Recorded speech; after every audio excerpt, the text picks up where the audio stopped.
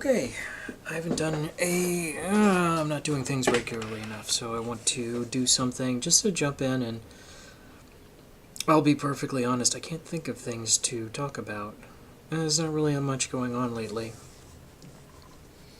I mean, aside from the electoral crazy nonsense, and even then, anything I'd have to say is being said by someone else much better than I would. I mean, I don't have any particular insight into that, so I'm not going to talk about that until it's something relevant or I have something really to say about it. Ditto, as far as entertainment goes, there really isn't anything on right now that I'm particularly excited about.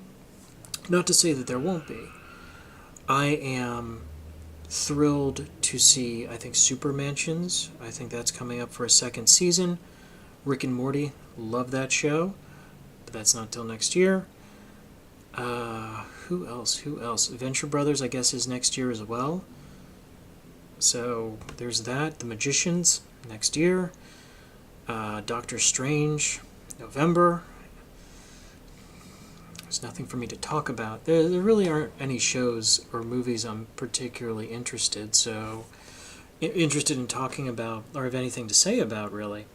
So I'm going to just pick something I really like that maybe not everyone has seen. In this case, I am going to choose the TV show Hannibal.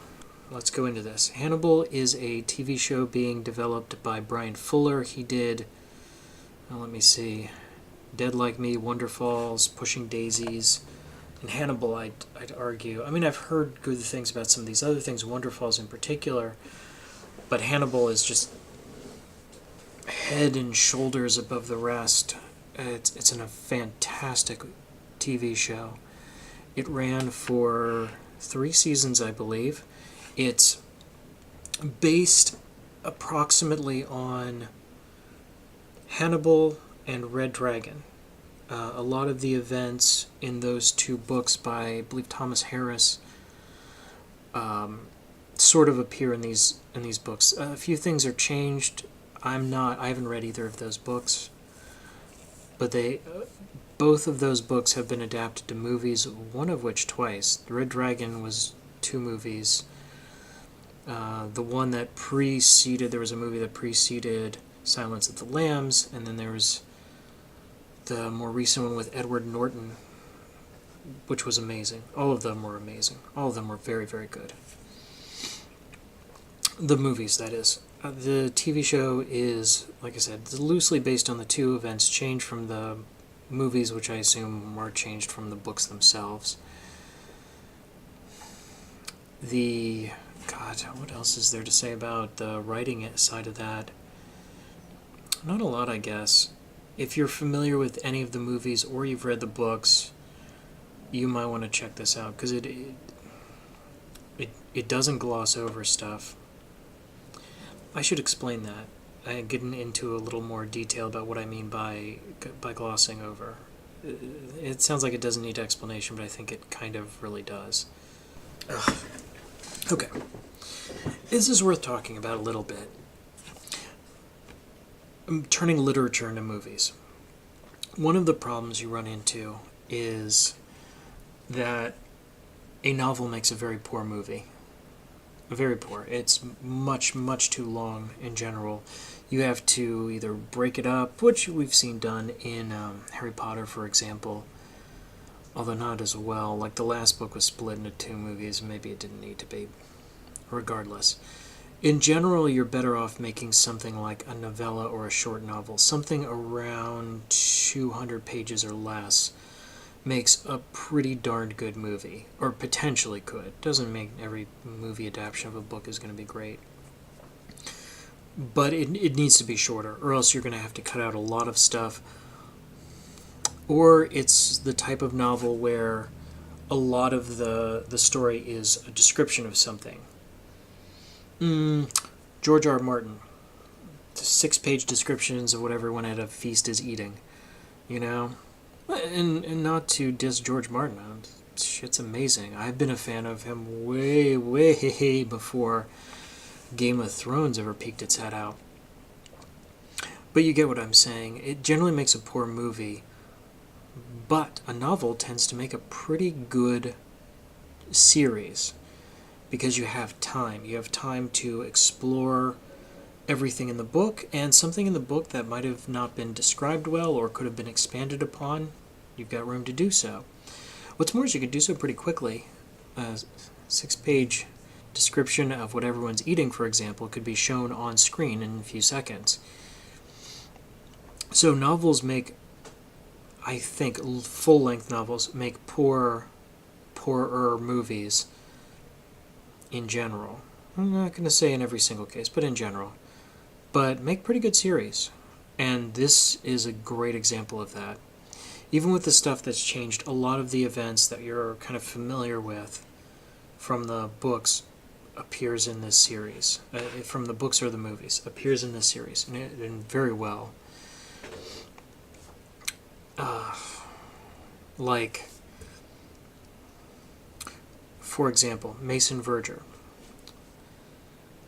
I'm not going to get very spoilerish, but if you've read the book or you've seen the movie, you know that at some point Hannibal convinces Mason Verger, while he's on drugs, to cut off his face and feed it to dogs. But it's done as a quick boom, boom, boom, really quick sort of, that's a thing that happened in the past. You know? So, and this, it's not. So, moving on to our next topic, how freaking horrifying is this series? It's a good question. How freaking horrifying is this series? Well, the answer to that question is extremely freaking horrifying. I like horror.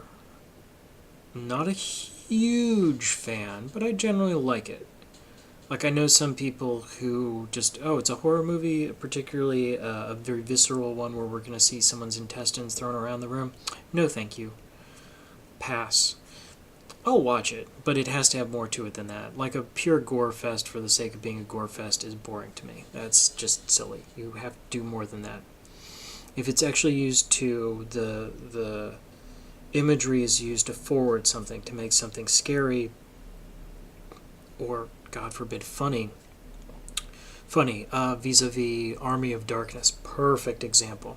The Evil Dead movies to a lesser extent, but Army of Darkness I love, because that is full-on a comedy where we're dancing in people's blood and entrails. I mean, it's a great film. But very much the horror is used for comedic effect. I'm trying to think of another good example. Well, this series is what we're going to use.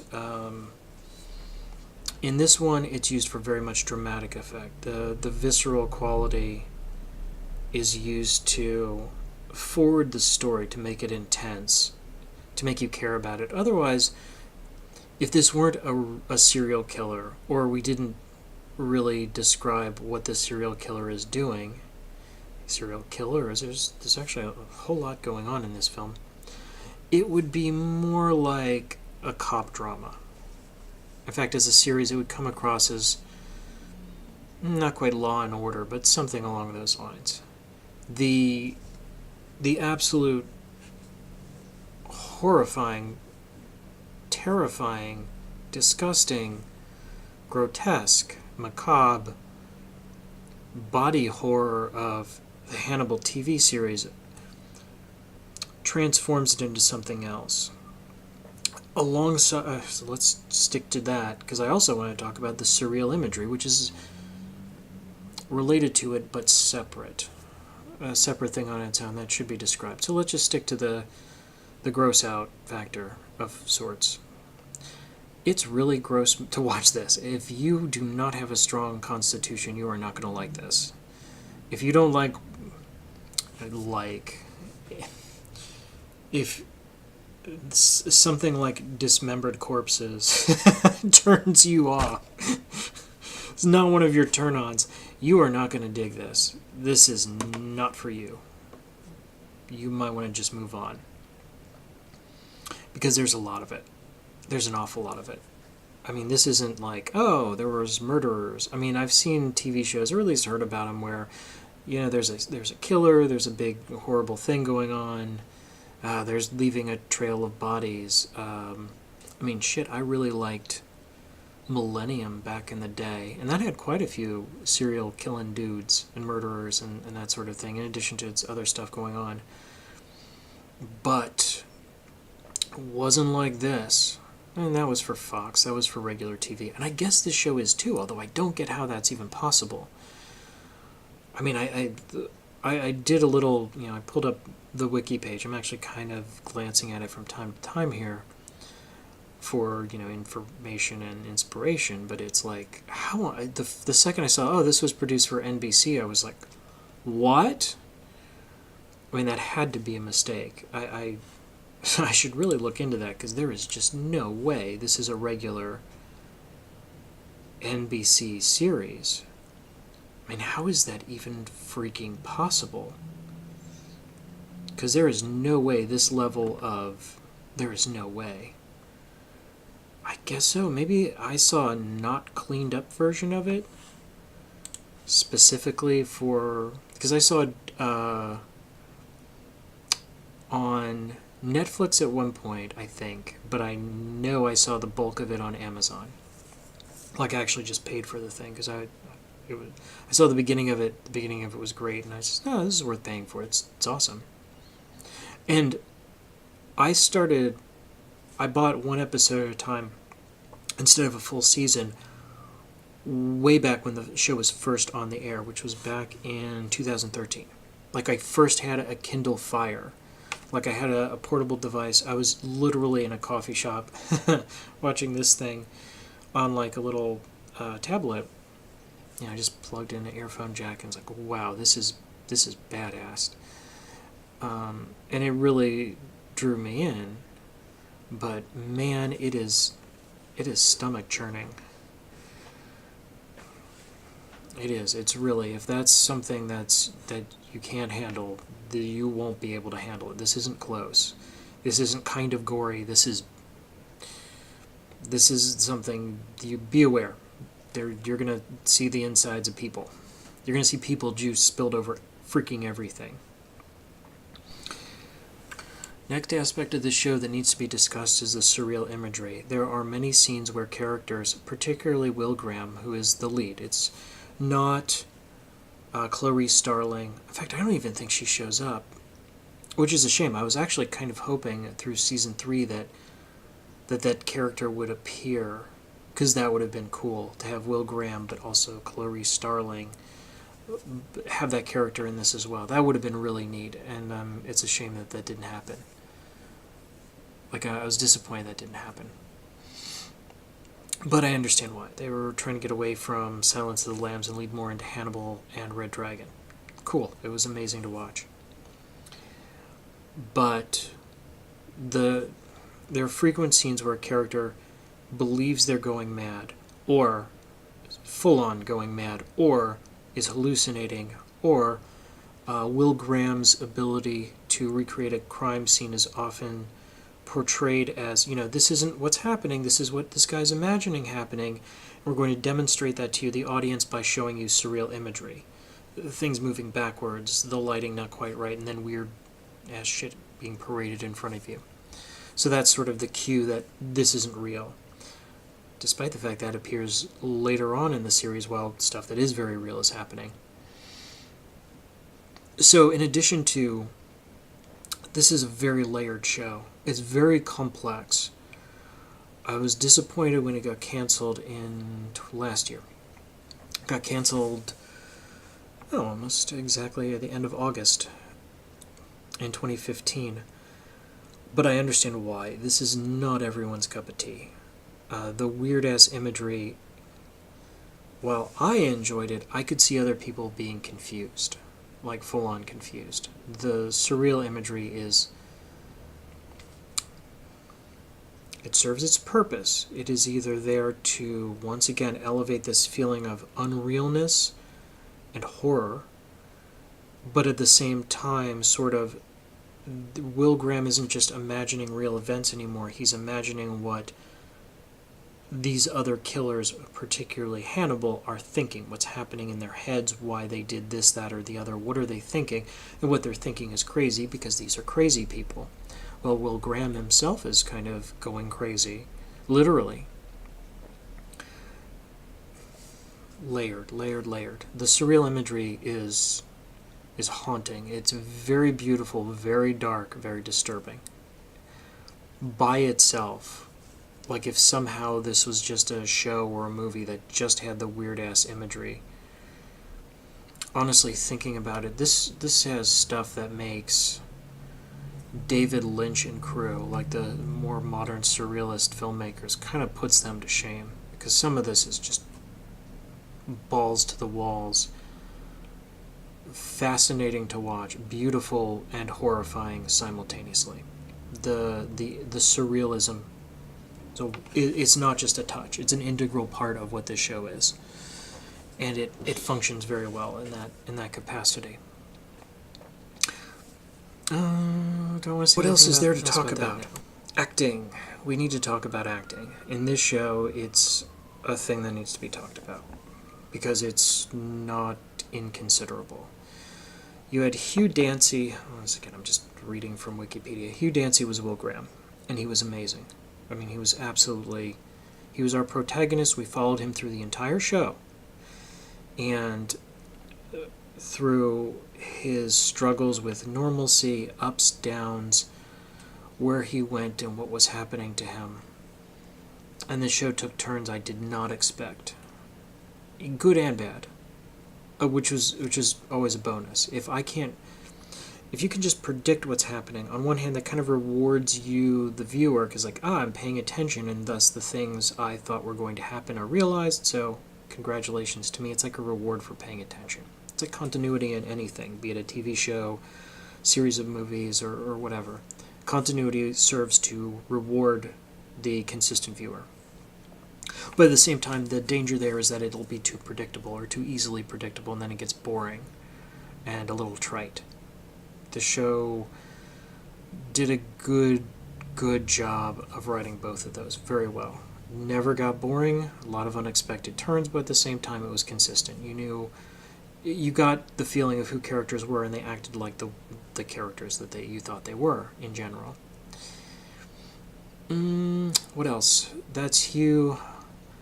Mads Mikkelsen as Hannibal Lecter. He had to have won awards for that. He was fantastic.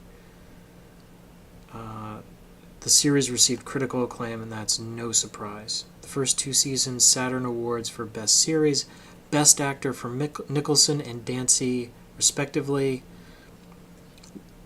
because they deserved to. They were great in this. Dancy was really freaking good as Will Graham. He was great. But man, Mads Mikkelsen was badass. He was really, really good in this. He is, and that's the thing.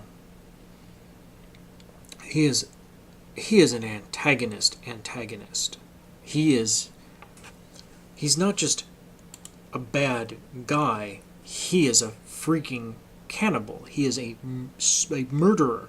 And not just the spur of the moment, but a very meticulous. I mean, he is shown as a truly horrifying bad person, but at the same time, there are moments where you're kind of rooting for him.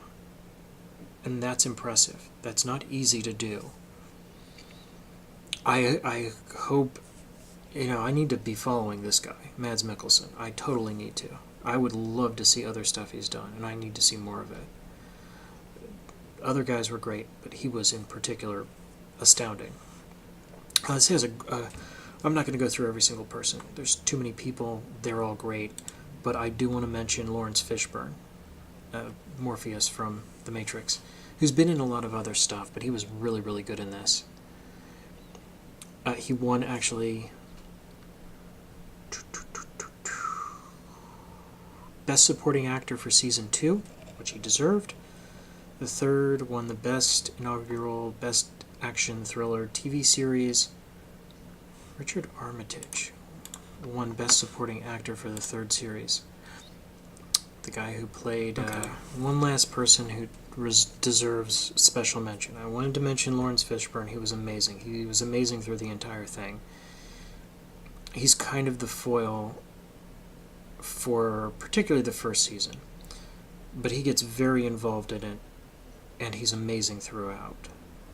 He's sympathetic, but no one is beyond reproach. Like, everyone makes mistakes, they're human, and everyone has their demons, and so on. Richard Armitage plays Francis Dollarhide. And the serial killer we know is the Tooth Fairy Red Dragon. If you've seen it or read the book, if you've seen the movies, there were two, or read the book, you know who that guy is. And he was very good in that as well. He was very, very good. So, but not to diss the rest of the cast. They were amazing. Has a very large cast, all things considered, for a 3-season series. At one point, Gillian Anderson shows up as a character. Helena Park is a main character. I mean, it's a ton of characters.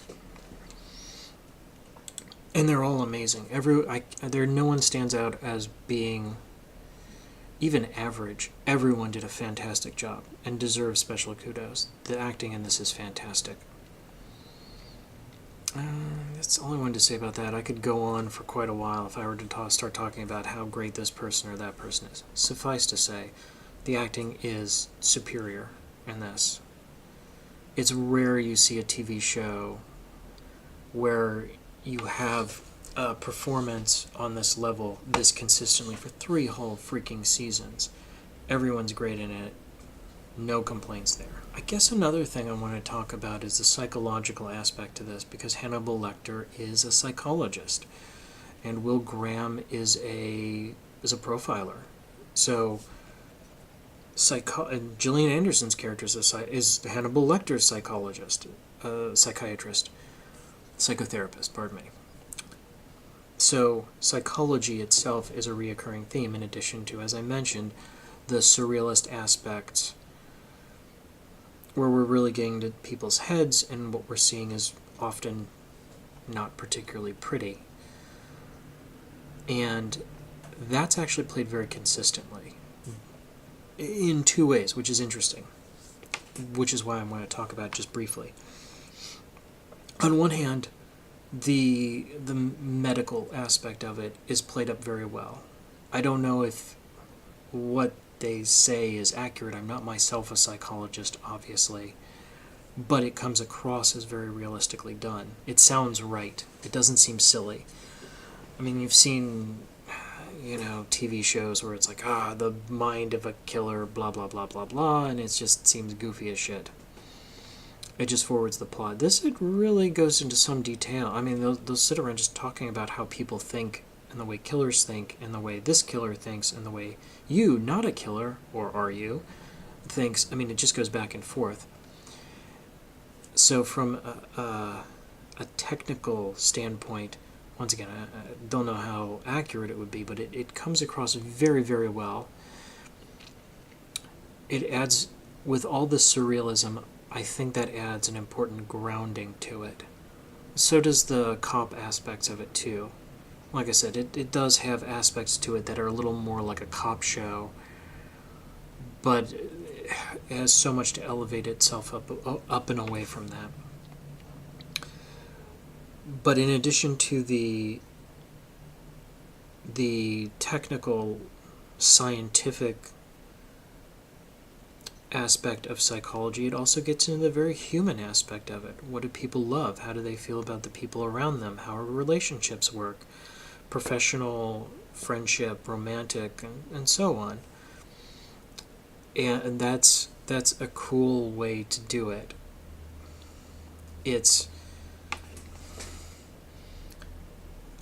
If it didn't have that part of it, that sort of, what does psychology mean? When we're talking about the human mind, what does that mean? Without that, the scientific aspects, which are important, might seem boring or tedious. simply because they're just people talking about facts and things they've read and how things work and so on. Neat aspect. So everything works together very brilliantly. The parts all connect extraordinarily well. As far as the psychological aspect goes, which is a wonderful facet for this. It's a theme throughout, and that just works very well. Okay, so if I'm just going to sit here and talk about the nice things about this show, I could just be sitting here for quite a long time, and I don't want to make this that long. This was kind of a one-off thing on a spur. Like, I wanted to do a video, couldn't think about what to do about, so I did this. So let's wrap up, because why not? Briefly, to summarize, it's a very good show. I hope that somehow the show gets resurrected or comes back in some form. Like, I would love to see, like I said, Mads Mikkelsen, I'd love to see, like, maybe they do, like, a few years down the line, they're able to get this as a Netflix show or a cable show, which is where this belongs. Once again, I have no idea how this got on regular NBC. But having it, much as I'd hate to get rid of Hugh Dancy, because he was really good, I wouldn't mind seeing the Clarice Starling aspect. Just try to work the character into it. Because this is based loosely on the movies and books, not tit for tat, beat for beat, which is a cool way to do it. And I like that. I like that a lot. How do I do reviews? Okay, I do reviews like this. I say, what are the odds you're going to see this and not like this? Interesting, because with this show, I think there's actually a decent chance you won't like this. And this show got low. This was canceled for low ratings. So, as great as this show is, I'm definitely in its audience. It is very gory, which is not everyone's cup of tea. It is very complicated. This is not an easy show to pick up and drop off, particularly episodic the way it is. Like, I think this would work better as a video on demand. Now that it is video on demand, I recommend seeing it that way, where you can just marathon the episodes or watch them very shortly after another. Waiting a week is just going to be incredibly confusing. It's very complicated, and it's very layered. I mean, in addition to the complexity, you have surreal imagery, you have questions about what is real and what isn't, which is cool, but potentially you could lose track of stuff. It can be confusing, even confounding. So what are the odds you're not going to like it? I'd say 1 in 4. That something about this will set you off. It'll be just too... Like, either the gore will just turn you away, because it is quite gory, or alternately the complexity of it's like, this is great, but this is a little much to follow. It's heavy. It's a heavy show, not a light popcorn flick by any means. So I'll say 1 in 4. I think there's a 3/4 chance you'll like this a lot. You'll be able to appreciate what it has, and even if something bothers you, you'll stick with it, because it is that good. So 3/4 chance you'll like it, 1/4 you won't like it. 1 in 4. I'll say chances you won't like it, 1 in 4. I'd like to say better than that, but there are things that would turn people off. Would I see it again? That's a good question. That's a real good question. Yeah, but not right away. I think I need time, and it's been a while since I saw the end of this. I need some time to digest this, maybe forget about it a little, so that I can come back to it a little fresher. It's a very entertaining show, but it is dense and it is complicated. And if you're not in the mood for that, this isn't going to be like something you're going to dive right into. Or dive into again after seeing the whole thing. I mean, it's sad and depressing in places. So I give it a maybe as far as would I see it again. Yeah, I probably will, but not right away. It doesn't get an emphatic, yes, I would absolutely see this again. I would like to see more of it, though. I hope a 4th season is somehow forthcoming. Um, Other than that, like and subscribe if you are inclined to. That's me. I'm out.